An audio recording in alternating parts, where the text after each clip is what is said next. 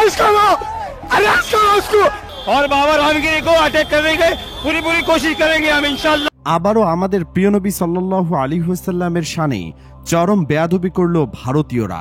যদিও ঘটনা কয়েকদিন আগের, তবে নতুন করে সামনে এসেছে চলো মুম্বাই কর্মসূচির মাধ্যমে বিশ্বনবী হযরত মুহাম্মদ সাল্লাল্লাহু আলাইহি ওয়াসাল্লাম সম্পর্কে অবমাননাকর মন্তব্য করে গত আগস্টের ভারতে সংবাদের শিরোনাম হয়েছিল রামগিরি মহারাজ নামে মহন্ত।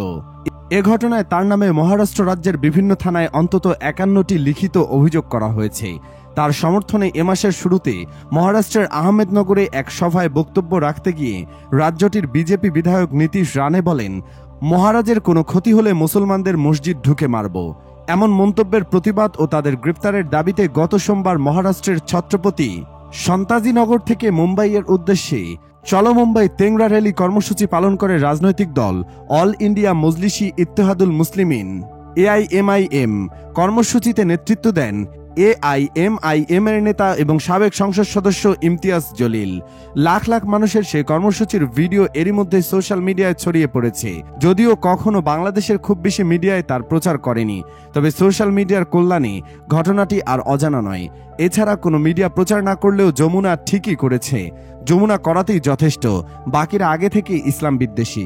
অপরদিকে ভারতীয় সংবাদ মাধ্যম টাইমস অফ ইন্ডিয়ার প্রকাশিত এক প্রতিবেদন থেকে জানা যায়, প্রায় ২০০০ গাড়ির অংশগ্রহণে আয়োজিত র্যালি সন্ধ্যায় মুম্বাই শহরের অন্যতম প্রবেশদ্বার মুলন্দ টোল প্লাজায় পৌঁছায়। র্যালিটি মুম্বাই শহরে প্রবেশ করতে চাইলে টোল প্লাজায় আটকে দেওয়া হয়। পরে সরকারের প্রতিনিধির কাছে স্মারকলিপি দিয়ে টোল প্লাজা ত্যাগ করে র্যালিটি। প্রতিবেদনটি থেকে আরও জানা যায়, র্যালিতে মুসলিমদের পাশাপাশি ভারতের দলিত ও মারাঠা সম্প্রদায়ের অনেকেই অংশ নেন। তারা কেউই কোনো ধর্ম নিয়ে বাড়াবাড়ির পক্ষে নন। ধর্মীয় ইস্যুতে বাজে কথা কখনোই শান্তি বয়ে আনে না, তাই অমুসলিম হওয়া সত্ত্বেও তারা রাজপথে নেমেছেন, চেয়েছেন অভিযুক্তর বিচার। এদিকে ভারতের ঘটনায় উত্তাল বাংলাদেশও। সোশ্যাল মিডিয়ায় চলো মুম্বাই হ্যাশট্যাগে ভরে গেছে। বারবার ভারতের পক্ষ থেকে ইসলামের অনুভূতিতে আঘাত আর কেউ মেনে নেবার পক্ষে নয়। এর আগেও নানান সময়ে দেশটির নানান রাজনৈতিক নেতা ইসলাম ধর্ম ও নবীজি সাল্লাল্লাহু আলাইহি ওয়াসাল্লামকে নিয়ে বাজে মন্তব্য করেছে। কারো বিচার করেনি মোদী সরকার। সেজন্যই এবার মুসলিমরা আইন নিজের হাতে তুলে নিতে চাইছে। অনেকেই রামগিরি ও নীতিশের মুন্ডুপাতের হুমকিও দিচ্ছে। বাংলাদেশ থেকে অনেকেই নবীজি সাল্লাল্লাহু আলাইহি ওয়াসাল্লামকে অপমানের বদলা নিতে মুম্বাইয়ে যাওয়ার আগ্রহ প্রকাশ করেছে। তারা বলেছেন, রাসূল সাল্লাল্লাহু আলাইহি ওয়াসাল্লামের ইজ্জত রক্ষায় আমাদের কোনো আপোষ নেই, মতভেদ নেই, ভয় নেই, হীনমন্যতা নেই। রাসূল সাল্লাল্লাহু আলাইহি ওয়াসাল্লামের ইজ্জতের প্রশ্নে গোটা মুসলিম উম্মাহ এক দেহ এক প্রাণ। সব ভেদাভেদ বলে আমরা একসাথে ঝাঁপিয়ে পড়ব, মোদির দোসরদের সাজা দিয়েই ছাড়ব। এর আগে জ্ঞানবাপী মসজিদ ইস্যুতে ২০২২ সালে এক টেলিভিশন টক শোতে মহানবী সাল্লাল্লাহু আলাইহি ওয়াসাল্লাম প্রসঙ্গে অবমাননাকর মন্তব্য করে বিজেপি নেত্রী নূপুর শর্মা। এ ঘটনায় কানপুরের মুসলিমদের মধ্যে বিক্ষোভ তৈরি হয়। এছাড়া নবীকে নিয়ে নাভিন কুমার জিন্দালও টুইটারে পোস্ট করে।